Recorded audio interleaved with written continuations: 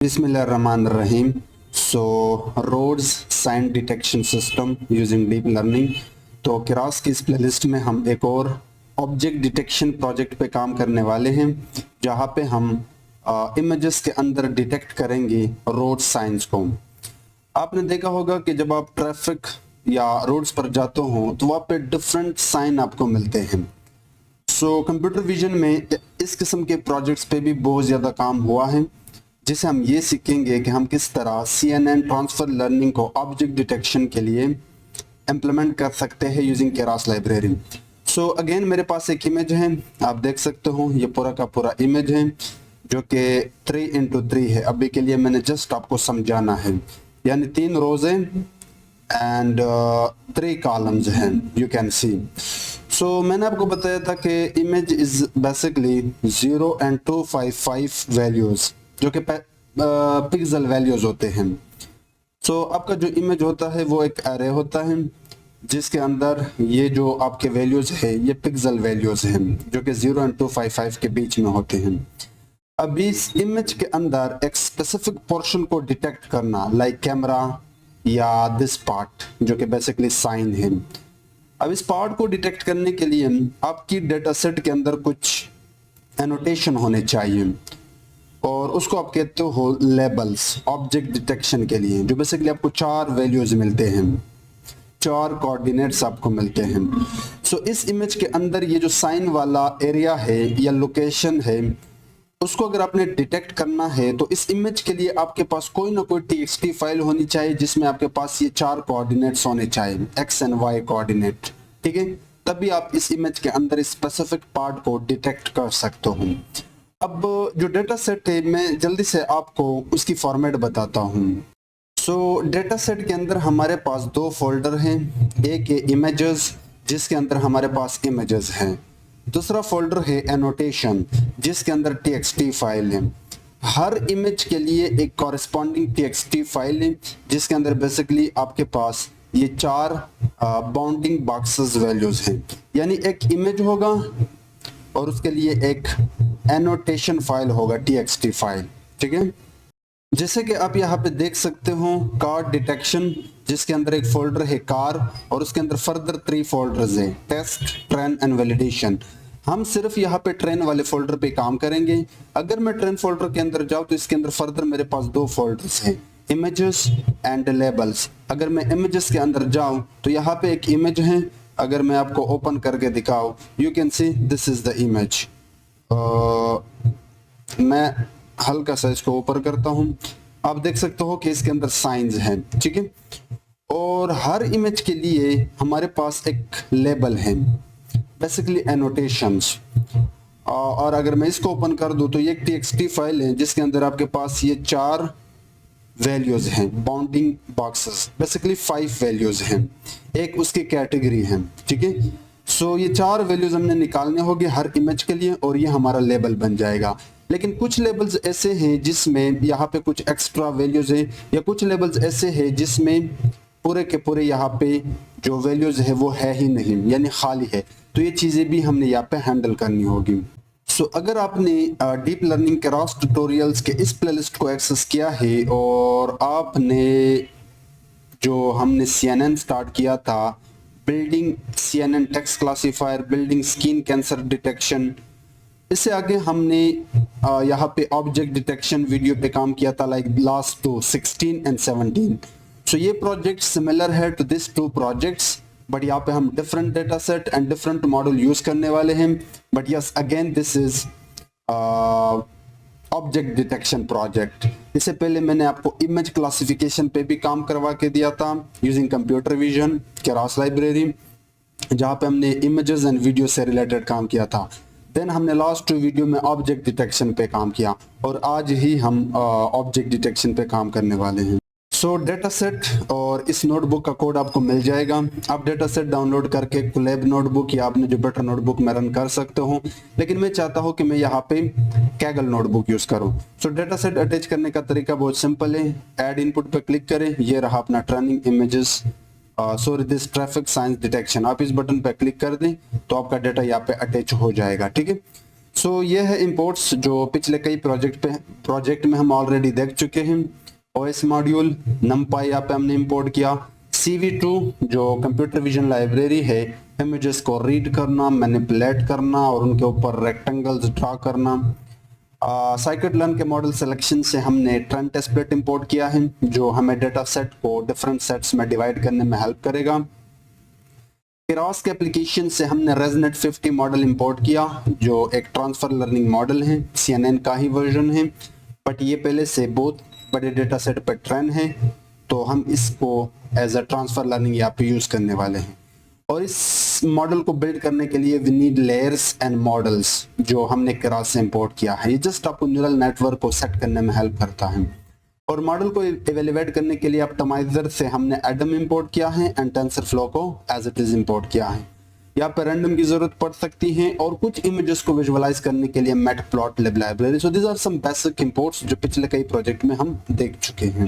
सो अब यहाँ पे मैं आके डेटा सेट को लोड करता हूँ। ये पाथ आपने किस तरह कॉपी करना है आपने जानना है, और ये जो ट्रेन वाला फोल्डर है इसके ऊपर हावर करके यहाँ से कॉपी कर दे एंड देन आप यहाँ पे आके इसको पेस्ट कर सकते हो, तो आपका जो ट्रेन वाला डेटा सेट होगा वो यहाँ पे लोड हो जाएगा।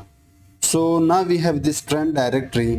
अब मैं कस्टम फंक्शन बनाऊंगा जिसको मैं पास करूंगा ये पूरा का पूरा पाथ, और इससे मैंने दो चीजें निकालनी है, एक इमेज और उसके करस्पॉन्डिंग txt फाइल से जो 4 वैल्यूज है बेसिकली बाउंडिंग बॉक्सेस वो निकालूंगा। ठीक है, सो फंक्शन को आप कोई भी नाम दे सकते हो, लाइक मैं इसको नाम देता हूँ load images and bounding boxes, और इसके पास एक इमेज डायरेक्टरी आएगा और एक लेबल डायरेक्टरी आएगा। ठीक है, एंड और एक इमेज साइज डिफॉल्ट पैरामीटर होगा। मैं चाहता हूँ कि मेरे तमाम के तमाम इमेजेस की विड्थ एंड हाइट जो हो वो कंसिस्टेंट हो। सो 224 will be width and 224 will be height. हालांकि इस डेटा सेट के अंदर जो इमेजेस है उनकी जो ओरिजिनल विड्थ एंड हाइट है वो 416 बाय 416 है, बट मैं स्पीड बढ़ाने के लिए 224 के साथ जाऊंगा। अब मैं तो एम्प्टी लिस्ट बनाऊंगा जो मेरे इमेजेस को स्टोर करेगा और उसका करस्पॉन्डिंग बाउंडिंग बॉक्सेस जो हमारे लेबल्स हैं वो स्टोर करेगा। अब मैं एक लूप चलाऊंगा। लूप मैंने क्यों चलाना है, क्योंकि मेरे इस पाथ में दो फोल्डर हैं, एक इमेजेस एक लेबल्स। इमेजेस के अंदर बहुत सारे इमेजेस हैं एंड लेबल्स के अंदर बहुत सारे एनोटेशन यानी txt फाइल हैं। सो लूप तो चलेगा। लूप चलाने के लिए मैं यहाँ पे ओएस मॉड्यूल यूज करूंगा। सबसे पहले तो लिस्ट डायरेक्टरी करूंगा, यानी जो ट्रेंड dir है इसके ऊपर लिस्ट डायरेक्टरी को कॉल करके मैं इसको पास करता हूँ इमेज dir।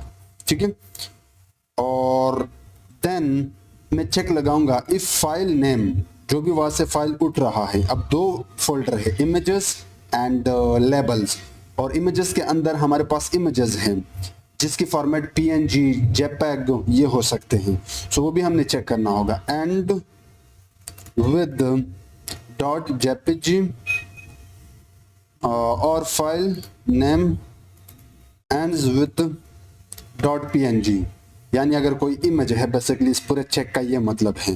तो आगे जाओ उसको लोड कर दो। सो लोड करने के लिए हम CV लाइब्रेरी यूज करेंगे, बट उससे पहले मैं इमेज का पाथ उठाता हूँ os.path.join। इमेज डायरेक्टरी के अंदर है वो पाथ और वो ये फाइल नेम ही होगा। ठीक है, एंड नेक्स्ट अब मैं इस इमेज को रीड करूंगा। सो उसके लिए मैं CV2 के अंदर जाके IMRead फंक्शन यूज करूंगा और इसको पास करूंगा अपना इमेज पाथ। अब साथ ही साथ मैं इस इमेज को प्री प्रोसेस भी करता हूं। सो सबसे पहले आप इसको रिसाइज कर दो यूजिंग ये इमेज और अपना डिफॉल्ट पैरामीटर इमेज साइज जो कि 224 बाय 224 है। ठीक है, सो अब इमेज के अंदर जो होगा वो बेसिकली आपके पास ये एरे होगा। सो मैं चाहता हूँ कि इसको मैं नॉर्मलाइज कर दूँ मॉडल को मोर एफिशिएंट बनाने के लिए, बट नॉर्मलाइज करने से पहले मैं इसके डेटा टाइप को फ्लोट्स में कन्वर्ट करता हूँ। So image dot S type मैं चाहता हूँ कि फ्लोट 32 हो, और उसके बाद मैं इसको 255.0 से डिवाइड करता हूँ ताकि इसका जो वैल्यू हो वो 0 और 1 के बीच में आए, ताकि मॉडल तमाम वैल्यूज़ को equal importance they. And finally मैं इस इमेज को अपेंड करता हूँ अपने इमेजेस लिस्ट के अंदर। ये रहा इमेज। सो ये है हमारा इमेजेस लिस्ट। इसके पास जो भी डायरेक्टरी आएगा उसका जो फर्स्ट इमेज आएगा उसको हमने रीड एंड प्री प्रोसेस करके इमेजेस में अपेंड किया। अब मैं चाहता हूँ कि इमेज तो मैंने ले लिया, लेकिन इस इमेज का जो कॉरेस्पॉन्डिंग लेबल है, txt फाइल है जिसके अंदर 4 वैल्यूज है, उसको भी उठाओ। अब ये थोड़ा सा ट्रिकी है, ऑब्जेक्ट डिटेक्शन के सिस्टम है, लेकिन हम इसको आसान बनाते हैं। सो मैं यहाँ पे एक कॉमेंट डालता हूँ, लोड लेबल यानी बाउंडिंग बॉक्स इफ प्रेजेंट, क्योंकि उसमें खाली भी हो सकते हैं। डेटा सेट जिसने बनाया है उसमें कुछ txt फाइल खाली थे। सो आपको फ्यूचर में रियल वर्ल्ड प्रोजेक्ट में ऐसे डेटा सेट भी मिलेगा जहाँ पे आपके जो बाउंडिंग बॉक्स हो वो खाली हो, यानी वो txt फाइल। वो XML में भी मिल सकता है, जिस तरह प्रीवियस प्रोजेक्ट में मैंने आपको बताया txt फाइल में भी मिल सकता है। सो अगेन मैं एक काम करूंगा, सबसे पहले os.path.join लगाऊंगा किसके ऊपर, लेकिन इस बार लेबल dir के ऊपर। अब ये लेबल dir कहाँ से आएगा ये तो हम थोड़ी देर बाद देखेंगे, बट मैं कहूंगा कि जो लूप चल रहा था जहाँ पे मैंने चेक किया था कि अगर फाइल नाम jpeg है, लेकिन इस बार मैं इसको रिप्लेस करूंगा, यानी अगर jpeg है तो उसकी जगह पे आप txt डालो, क्योंकि अब इस बार मैं लेबल्स वाले फोल्डर के अंदर जाकर txt फाइल्स को उठाना चाहता हूँ इसी ही सेम इमेज के लिए जो हमने लोड किया। ठीक है, और अगर png है अगेन रिप्लेस, अगर .png है तो उसको भी आप यहाँ पे .txt कर दो। सो जस्ट हमने एक चेक लगाया कि आप फाइल के पाथ के अंदर जाके इमेजेस के बजाय जो txt फाइल्स है उनको उठाए, और इसको मैं कहता हूँ लेबल पाथ। ठीक है, सो अब हमारे पास इमेज भी आ गया। अब मैं इसको भी चेक करूंगा, if os.path.exists, यानी अगर ये txt फाइल है तब जाके आगे बढ़े और इस txt फाइल को रीड करें। और पाइथन में txt फाइल रीड करने का क्या मतलब है, वो कुछ इस तरह आप करते हो, ओपन कर दें और वो कहाँ से आ रहा है, अपने इस लेबल पाथ से जो हमने रीड किया, बेसिकली लोड किया। Extend encoder will be r as f और उसके बाद आप रीड कर दें। So label will be equal to f.read। लेकिन कुछ txt फाइल जिस तरह मैंने दिखाया कि उसके अंदर आप बेसिकली एक लिस्ट होता है, एक कैटेगरी, उसके बाद first bounding box x mean, और उसके बाद आपके पास होता है y mean and then x max and y max की वैल्यूज होते हैं। सो टोटल 5 वैल्यूज है हमारे पास।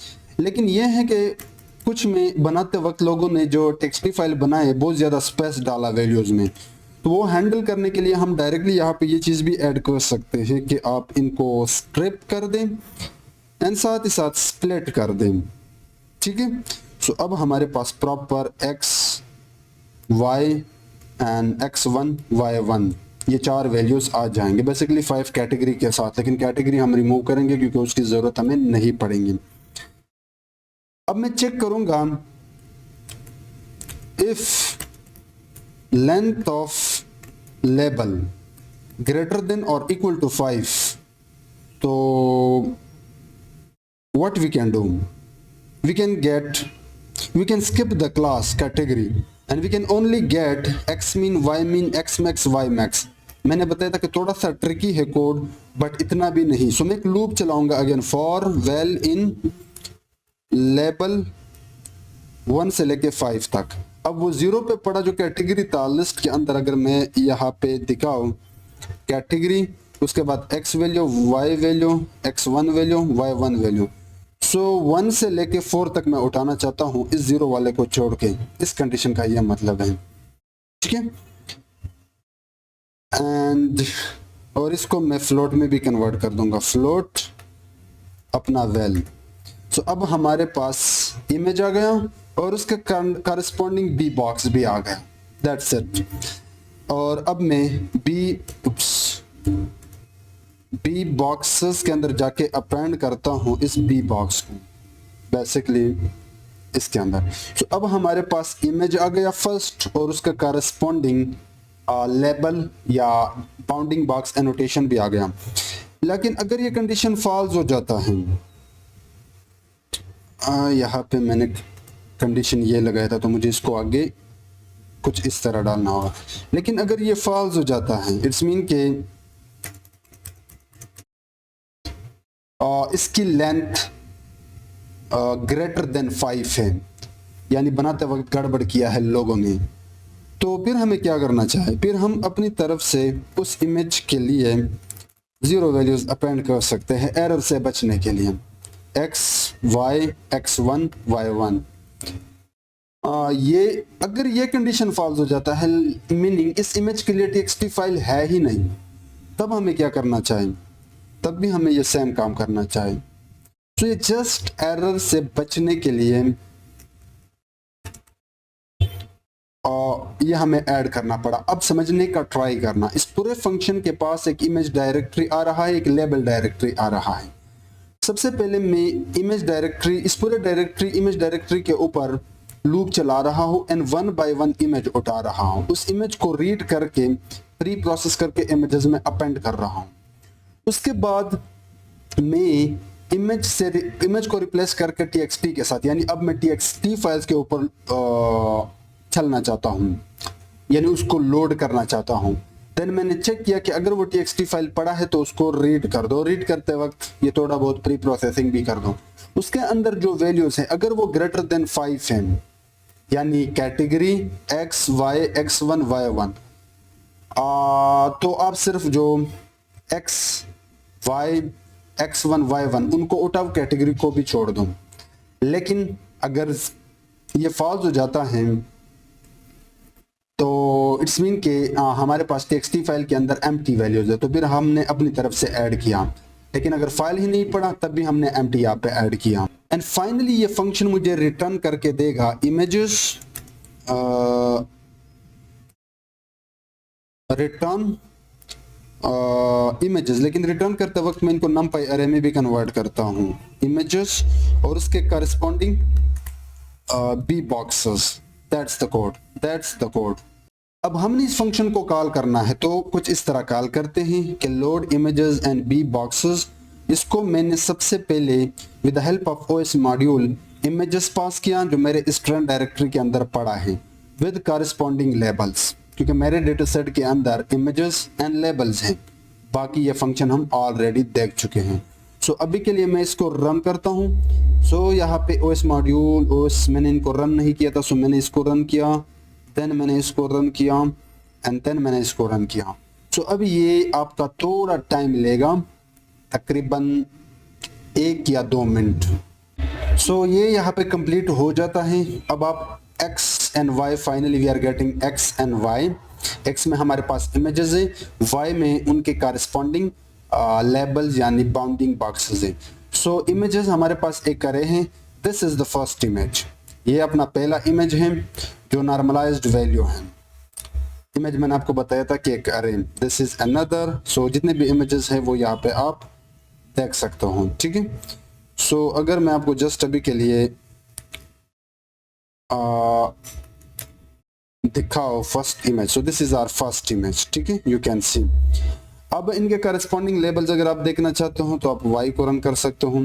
ये आप देख सकते हो, ये फर्स्ट लेबल है जिसके अंदर 4 वैल्यू हैं, x mean, y mean, x max, y max. ये एक इमेज के अंदर जो स्पेसिफिक लोकेशन है उनके बाउंडिंग बॉक्सेस हैं, ठीक है। अब हमने इसके ऊपर केरॉस के CNN का जो ट्रांसफर लर्निंग मॉडल है वो ट्रेन करना है। लेकिन उससे पहले मैं चाहता हूं कि मैं आपके इमेजेस, जो हमारे इमेजेस है वो आपको दिखाऊं विजुअलाइज करके और उनके ऊपर ड्रॉ करके दिखाओ, यानी उनका जो एक स्पेसिफिक लोकेशन है उनके ऊपर रेक्टेंगल ड्रा करे और देख सके कि क्या हमारे पास जो इमेज के अंदर ऑब्जेक्ट डिटेक्शन वाला पार्ट है, साइन है, वो करेक्टली लोगों ने किया है पहले डेटा सेट बनाते वक्त।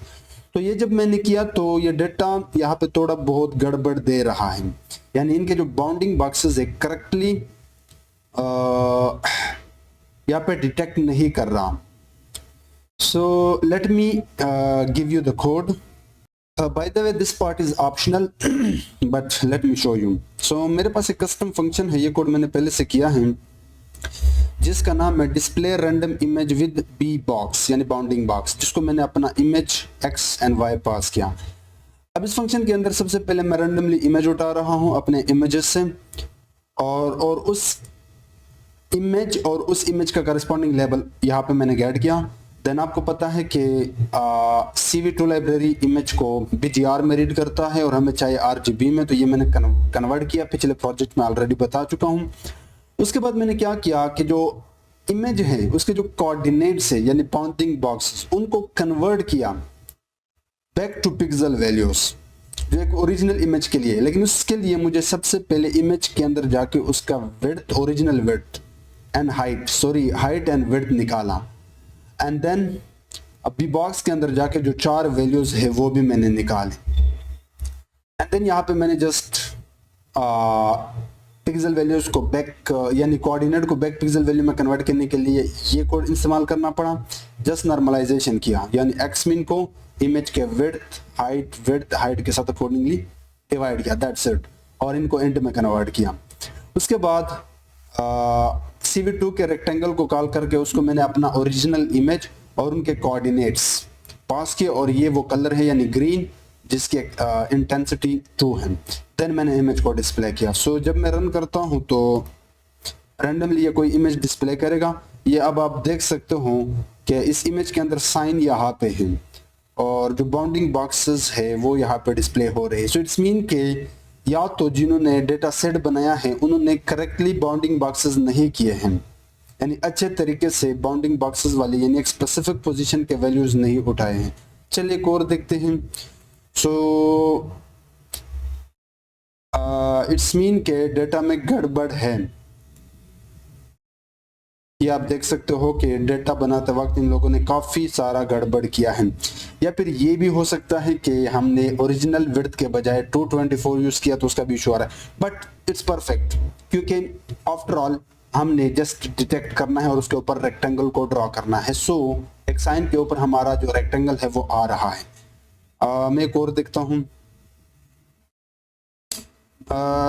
ठीक है, अब आगे जाने से पहले लेट्स डू ट्रेंड टेस्ट लेट हूँ। सो यहाँ पे आके मैं पेस्ट करता हूँ। अब उसके लिए ट्रेंड टेस्ट प्लेट को मैंने अपना x एंड y पास किया, 0.2 मैंने साइज रखा, यानी 80% डेटा ट्रेन में आएगा और रिमेनिंग 20% डेटा टेस्ट में आएगा। सो मैं अभी के लिए इसको रन करता हूँ। Now let's train our model. तो सबसे पहले we need to load the model, और उसको मैं कहता हूँ बेस मॉडल। ठीक है, अब मैंने ऑलरेडी इंपोर्ट किया है रेजनेट 50। ये एक प्री ट्रेन मॉडल है जो आपको ट्रांसफर लर्निंग के लिए वेट्स प्रोवाइड कर सकता है, और मैं चाहता हूं कि इसके जो प्री ट्रेन वेट है वो मैं यूज़ कर लूं। अब ये मॉडल इमेजनेट यानी एक बहुत बड़े इमेजेस डेटा सेट पे ट्रेन है, तो मैं चाहता हूं कि जो इमेजनेट वाले डेटा पे इन्होंने वेट्स यूज़ किए थे वो मैं आगे यूज़ करना चाहता हूँ। अब CNN का जो एक आर्किटेक्चर है उसमें 2 चीज़ें हैं, फीचर एक्सट्रैक्टर एंड क्लासिफिकेशन वाला पार्ट। तो फीचर एक्सट्रैक्टर वाला पार्ट तो मुझे इस बेस वाले मॉडल का चाहिए, लेकिन क्लासिफिकेशन वाला पार्ट मुझे नहीं चाहिए। सो मैं कहता हूं कि include top will be false, and मेरे जो इनपुट शेप होंगे इमेज का वो होगा 224 विद 3 चैनल RGB। सो ये अब आ गया हमारा मॉडल। और एक आखिरी काम करते हैं इस मॉडल को इम्प्लीमेंट करने से पहले कि इनके जो लेयर्स हैं ट्रेनेबल लेयर्स उनको फ्रीज कर दे। So base model dot trainable will be equal to false. अब मैं क्रिएट करता हूं अपना कस्टम मॉडल, यानी इसको यूज करूंगा, फाइन ट्यून करूंगा as a transfer learning model. So model will be equal to जो केरास से हमने इंपोर्ट किया था मॉडल्स, उसके अंदर जाके सिक्वेंशियल क्लास को इंपोर्ट करता हूं, या आप ऊपर डायरेक्टली कर सकते हो, ये भी कई प्रोजेक्ट में मैंने आपको बताया है। अब इसके अंदर जाके इसका जो फीचर एक्सट्रैक्शन वाला पार्ट है वो करेगा बेस मॉडल। ये रहा फीचर एक्सट्रैक्शन वाला पार्ट, वो करेगा बेस मॉडल। और जो सेकंड पार्ट होता है CNN के आर्किटेक्चर के अंदर, आपको पता है क्लासिफिकेशन वाला, वो हम करेंगे। सो फीचर एक्सट्रैक्शन से जो हमारे पास फाइनल इमेज आएगा उसको हमने रिड्यूस करना होगा उसके डायमेंशन को। तो उसके लिए आप max pulling, global max pulling ये लेयर्स यूज करते हो, ये हम ऑलरेडी देख चुके हैं। सो ग्लोबल एवरेज पुलिंग लेयर यहाँ पे मैं यूज करूंगा 2D, एंड देन मैं यहाँ पे यूज करूंगा क्लासिफिकेशन वाला पार्ट। सो लेयर्स डॉट, उसके लिए आप यूज करते हो dense with 1024 neurons and activation function will be equal to ReLU, and finally output layer बनाता हूँ। तो लेयर्स डॉट डेंस, और यहाँ पे मैं 4 दूंगा क्योंकि मेरे पास 4 बाउंडिंग बॉक्सेस हैं। एक्टिवेशन फंक्शन आउटपुट लेयर में आप मल्टी के केस में देते हो सिग्मोइड, ठीक है। एंड अब मैं इस मॉडल को कंपाइल करता हूँ। सो मॉडल डॉट कंपाइल, और कंपाइल में बेसिकली आप देते हो ऑप्टिमाइजर, जो कि हमारे केस में एडम है, और इसके अंदर मैं इनिशियली जो लर्निंग रेट रखूँगा वो होगा अपना दिस वैल्यू। आप 0.001 से स्टार्ट कर सकते हो, लेकिन मैं ये वैल्यू यूज करूंगा। एंड सेकंड चीज जो आप देते हो वो लॉस। अब सिंस ये है मल्टी क्लास क्लासिफिकेशन प्रॉब्लम, लेकिन अगर आप एक्चुअली देखे जाए तो ये रिग्रेशन प्रॉब्लम है, क्योंकि जो बाउंडिंग बॉक्सेस वैल्यूज हैं वो फ्लोट में हैं। सो यहाँ पे मैं जो लॉस यूज करूंगा वो मीन स्क्वायर्ड एरर यूज करूंगा, और मैट्रिसेस आप सबको पता है, एक्यूरेसी हम यूज करते हैं, एक्यूरेसी। एंड फाइनली अब मैं मॉडल को ट्रेन करता हूं। तो ट्रेनिंग का प्रोसेस तो बहुत सिंपल है।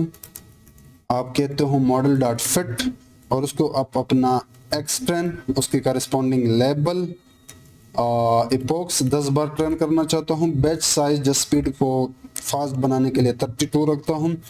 एंड मॉडल के लिए आप वैलिडेशन डेटा पास करते हो like xtest and ytest, that's the code। अब हम इसको रन करते हैं। सो ये मैंने रन किया। अब थोड़ा सा वेट करते हैं, यहाँ पे प्री ट्रेन मॉडल लोड हो गया। तो यहाँ पे हमारा जो मॉडल है उसकी एक्यूरेसी है 52, वैलिडेशन लॉस बहुत कम है, वैलिडेशन एक्यूरेसी है 64, सॉरी ये ट्रेनिंग लॉस था, एंड वैलिडेशन लॉस यहाँ पे अगेन बहुत कम है। तो मॉडल की जो एरर रेट है वो बहुत कम है। इट्स मीन कि ये मॉडल रिजल्ट तो अच्छा दे रहा है, इवन दो इसका जो एक्यूरेसी है वो भी एवरेज है, कम है मतलब। बट लेट्स सी कि यहाँ पे अगर हम देखें evaluation using model dot evaluate, so test accuracy है 64, एंड इसका जो वैलिडेशन लॉस है वो 0.02। इट्स मीन कि बहुत कम है इसका error. So we can say कि अब ये मॉडल अच्छे तरीके से इमेज के अंदर डिटेक्ट करके देगा, इवन दो डेटा सेट के अंदर जो बाउंडिंग बॉक्सेस है वो भी करेक्टली प्लेस नहीं है। बट लेट्स सी, अब हम एक प्रॉपर डिटेक्शन सिस्टम बनाएंगे। सो इसके लिए मुझे यूज करना होगा इस ट्रेन मॉडल को, लेकिन मुझे चाहिए कस्टम फंक्शन जिसके पास एक नया यूजर इमेज आएगा और वो हमें डिस्प्ले करके देगा वो इमेज, एंड उसके ऊपर एक रेक्टेंगल भी ड्रॉ करके देगा। फिर आप इस मॉडल को, इस फंक्शन को यूज कर सकते हो किसी ऐप के साथ यूजिंग फ्लास्क और स्ट्रीमलेट, ठीक है, जो मैं ऑलरेडी पिछले प्रोजेक्ट में दिखा चुका हूं। सो फंक्शन का नाम है प्रेडिक्ट एंड विजुअलाइज, जिसके पास मेरा ट्रेन मॉडल और एक नए इमेज का पाथ आएगा, ठीक है। अब इस फंक्शन के अंदर सबसे पहले हमने इमेज को रीड करना होगा। सो cv2.imRead इमेज पाथ, एंड अब हमने क्या करना होगा कि ये जो हमारा इमेज है इसको हमने रिसाइज करना होगा, नॉर्मलाइज करना होगा। तो ये चीज़ हम ऑलरेडी देख चुके हैं। सो मैं यहाँ पे ऐड करता हूँ। सो इस फंक्शन के अंदर सबसे पहले हमने इमेज को रीड किया, और ऑप्शनली मुझे इमेज के अंदर जाके उसका हाइट, विड्थ और जो 3 चैनल है वो निकालें, और यहाँ पे मैंने इमेज का शेप प्रिंट किया। ये जस्ट ऑप्शनल पार्ट है जो शायद आगे आपको समझ में आएगी। उसके बाद हमने इमेज को रिसाइज किया 224 by 224, एंड उस इमेज को हमने नॉर्मलाइज किया, और डीप लर्निंग के प्रिडिक्शन में डीप लर्निंग को जो इमेज चाहिए उसके डायमेंशन एक्सपेंडेड होने चाहिए, क्योंकि वो बैचेस में इमेज को रीड करता है। सो यहाँ पे आप ये कोड कर सकते हो प्रिडिक्शन वाले पार्ट में। So finally we have this image expanded. अब हमने मॉडल से इस इमेज के ऊपर प्रिडिक्शन मारने होंगे और वो 4 वैल्यूज हमने गेट करने होंगे जो बेसिकली बाउंडिंग बॉक्सेस हैं, ठीक है। सो यहाँ पे हमने मॉडल से प्रिडिक्ट किया इमेजेस एक्सपेंडेड, और अब हमारे पास एक लिस्ट होगा जिसके अंदर 4 वैल्यूज होंगे। एंड देन मैंने उन वैल्यूज को लिस्ट से निकाल के यहाँ पे प्रिंट किए हैं। अभी के लिए मैं इस फंक्शन को कॉल करता हूँ और इसको अभी के लिए मैं एक इमेज पास करता हूँ। अच्छा, सो अब मैं नीचे आके इसको कॉल करता हूँ। सो ये मैंने एक इमेज पाते और देन मैंने इस फंक्शन को कॉल करके उसको मॉडल और इमेज पास किया। सो अभी के लिए मैं इसको रन करता हूँ। सो ये रहा अपना ओरिजिनल इमेज का height and width with 3 channel, और ये हमारे मॉडल ने प्रेडिक्ट किए हैं a list of 4 values bounding boxes, ठीक है। इस इमेज के अंदर जो लोकेशन है, साइन है, उसके लिए ये बाउंडिंग बॉक्सेस हैं। अब हमने इन बाउंडिंग बॉक्सेस को डिस्प्ले करना है, यानी एक रेक्टेंगल ड्रा करना है इस ओरिजिनल इमेज के ऊपर, ठीक है। सो फर्स्ट थिंग फर्स्ट, इसके बाद फंक्शन के अंदर प्रिंट के बाद मैं ऐड करता हूं कि जो प्रेडिक्टेड बाउंडिंग बॉक्सेस है यानी दिस 4 वैल्यूज, उनके आप x min, y min, x max, y max निकाल दें। So you can clearly see we are getting, and then मैंने जस्ट स्केल किया इन बाउंडिंग बॉक्सेस के कोऑर्डिनेट को,